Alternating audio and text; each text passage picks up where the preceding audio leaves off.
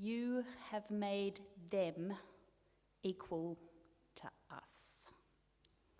You have made them equal to us. This parable Jesus tells is surrounded by two very similar statements, and we didn't hear the first because of the way the lectionary begins in chapter 20. The line right before our story tonight is, "Many who are first will be last, and the last first." And then we get this parable, and then Jesus repeats it, but in the reverse. In this way, the last will be first, and the first last. This is a funny parable, a story Jesus tells about what the kingdom of heaven is like. It's strange, it's perhaps challenging our sense of fairness and holding up a mirror to us, to the things we grumble about, to the values by which we live. In the picture Jesus paints, the kingdom, that is God's world, God's reign, is like a wealthy vineyard owner who goes down to the marketplace to hire day labourers. Now, a little bit of history here might help us understand the dynamics of this scene.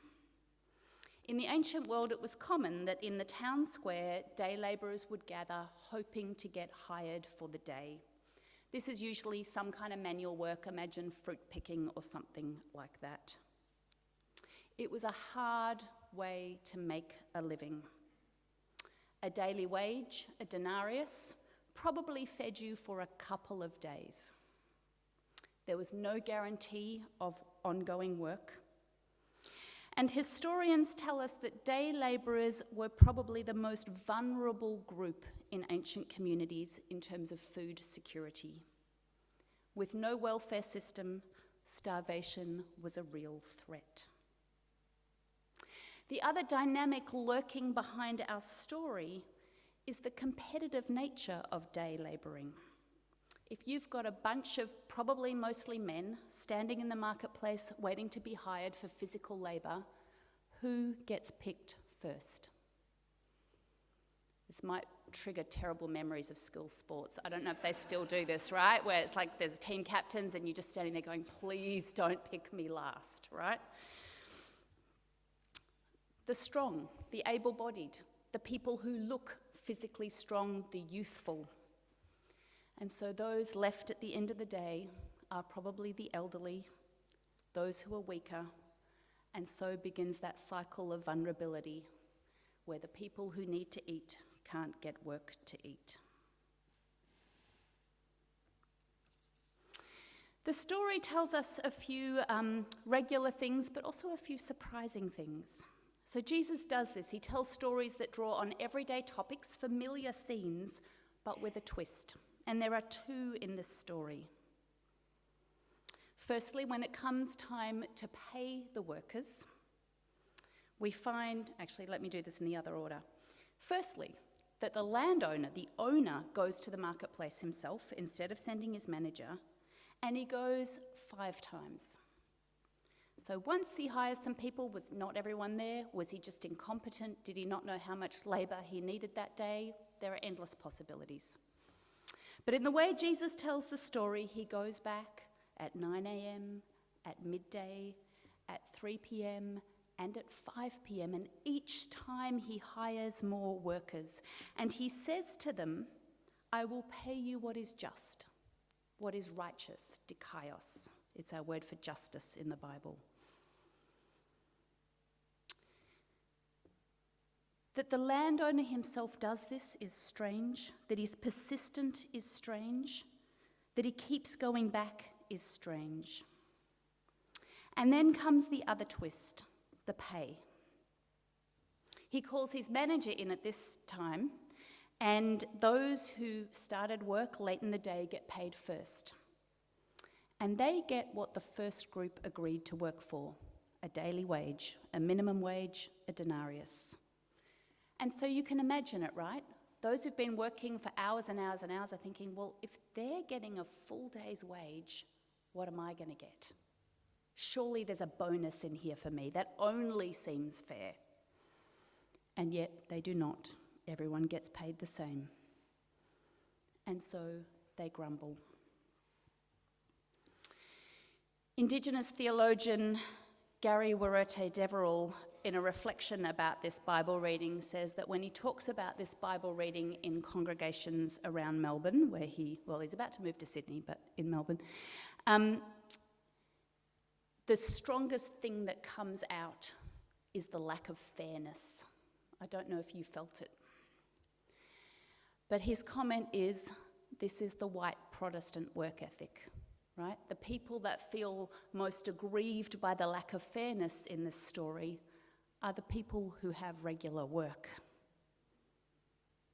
The vineyard owner justifies his action in two ways. He tells the grumbling group, I paid you what we agreed. I've done you no wrong.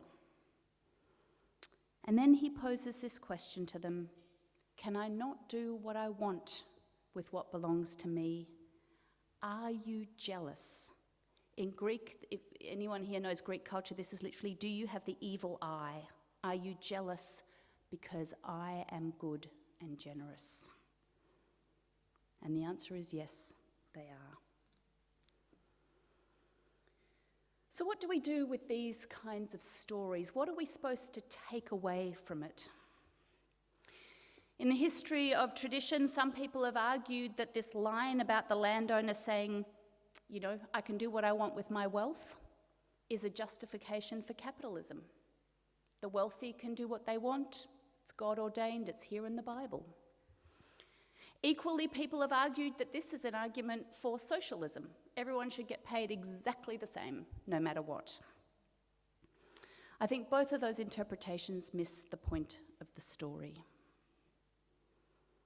These ancient stories, and particularly these parable stories that Jesus tells, one way to read them is to think of them as holding up a mirror to us. A mirror that confronts us with human messiness and a way of drawing us into conversation. The Bible is not just a one-way communication of God speaking to us. It's something that invites us in.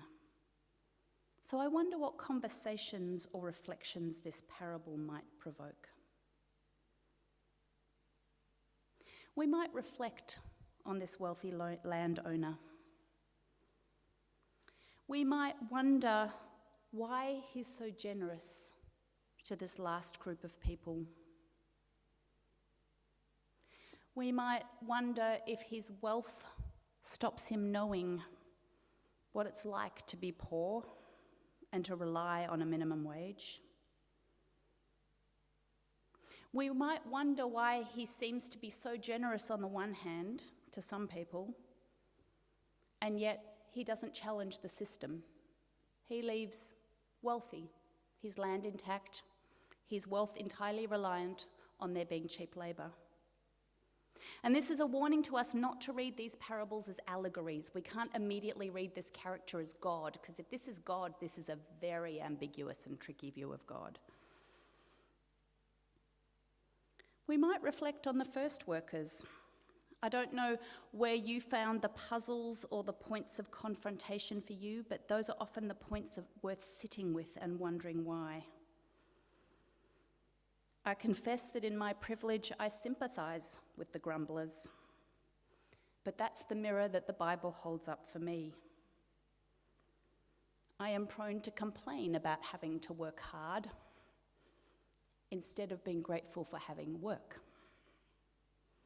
I also complain about bad drivers and slow walkers, And we all have our gripes, right? But beneath these gripes, which can seem trivial, are also a whole set of values that often need to be challenged. Assumptions we hold at a sometimes unconscious level about ability, a sense of superiority, a lack of compassion for difference.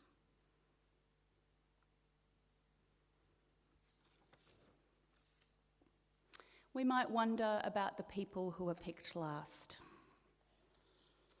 We might wonder what it's like to not know when you'll have work again, what it's like to work in a gig economy. Perhaps some of you know that too well. We might wonder about the effect of that on your mental and spiritual health. We might wonder what it's like to be overlooked, to want to work but not be seen and not be given opportunities. And we might wonder too if we're in positions of power or privilege about the ways that we fail to acknowledge the abilities of others because we can't see their worth and what they would bring to the table.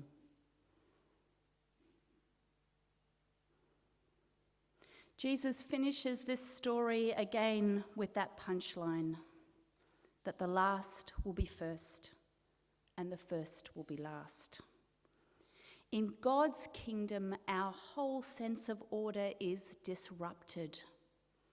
This is not about equality.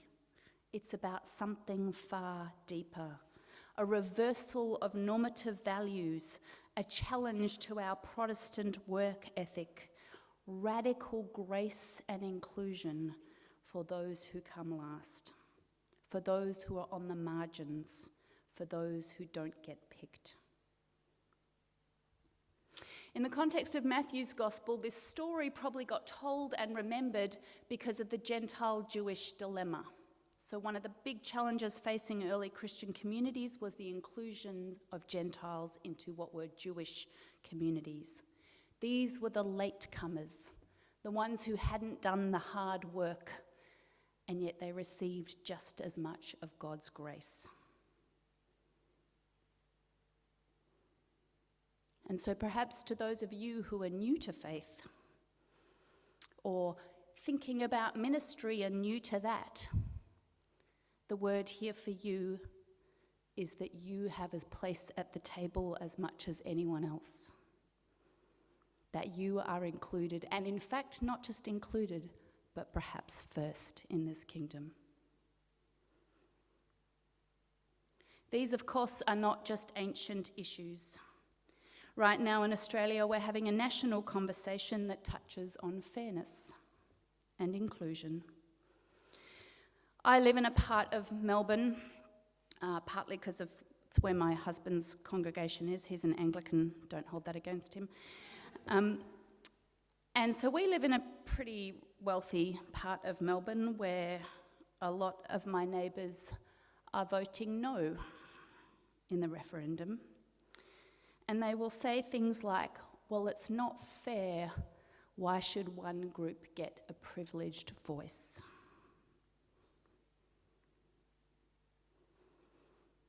But of course, in Australia, if we hear this parable and this line of Jesus, the first will be last and the last will be first. We might also reflect that the first peoples of this country have become last because of colonial violence. Not last in wisdom or resilience or spiritual wealth, but last in measures of well-being because we've made them so.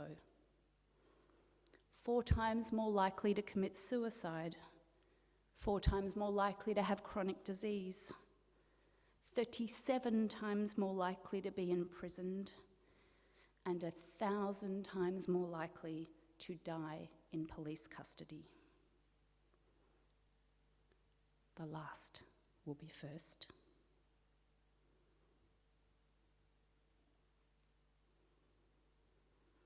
On the one hand, this story could be read simply spiritually, and that would be a beautiful thing. It's a story of the radical grace and generosity of God. But I think if we only read it at that level, we miss the challenge to our values and to our justice system. This story Jesus tells disrupts us. It's supposed to disrupt us. It's supposed to challenge us and our values with God's. It gives us a glimpse of a world where there is radical generosity that changes lives, where everyone is acknowledged to have something to contribute, and where the world is reordered. and for that I give thanks to God.